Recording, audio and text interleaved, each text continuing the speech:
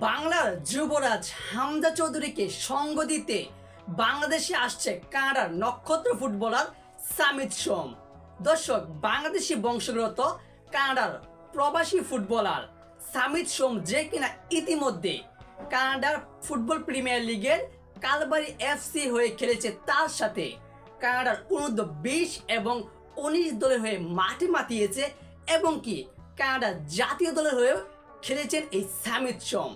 এবার Bangladesh football team সে কানাডার নক্ষত্র ফুটবলার সামিত সোমকে পেতে যাচ্ছে এবং কি এমনটাই জানিয়ে দিয়েছে বাংলাদেশ ফুটবল ফেডারেশনের সহসভাপতি ফাহাদ করিম।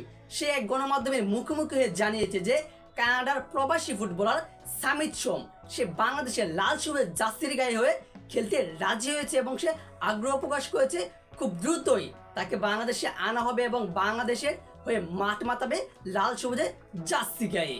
দর্শক, ঠিক তার অভিষেকটা হতে পারে আগামী মাসের জুনের 10 তারিখে, কেননা বাফুফে জানিয়েছে যে এই যে আগামী 10 জুন বাংলাদেশে সিঙ্গাপুরের বিপক্ষে একটা ম্যাচ রয়েছে এশিয়ান কাপ বাছাই কাপের বিপক্ষে, সেই ম্যাচেই কিন্তু এই সামিত হোসেনকে দেখা যাবে হামজা চৌধুরীর সাথে।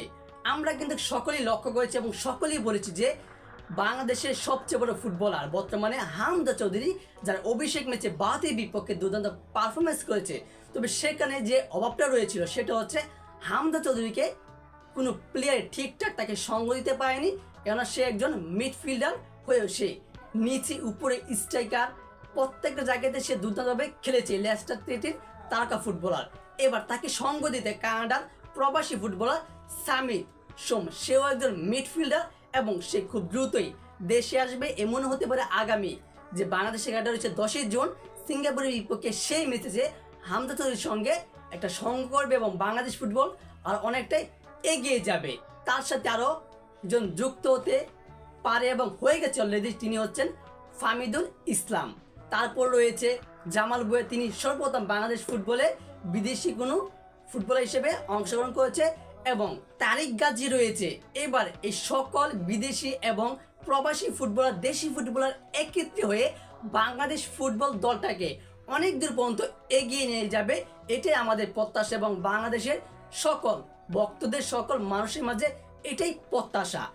সো দর্শক, এই বিষয়ে আপনার গুরুত্বপূর্ণ মতামতটি জানিয়ে দিবেন কমেন্ট বক্সে, আর অবশ্যই ভিডিওটিতে লাইক দিয়ে সাবস্ক্রাইব করে আমাদের পাশেই থাকবেন। ধন্যবাদ।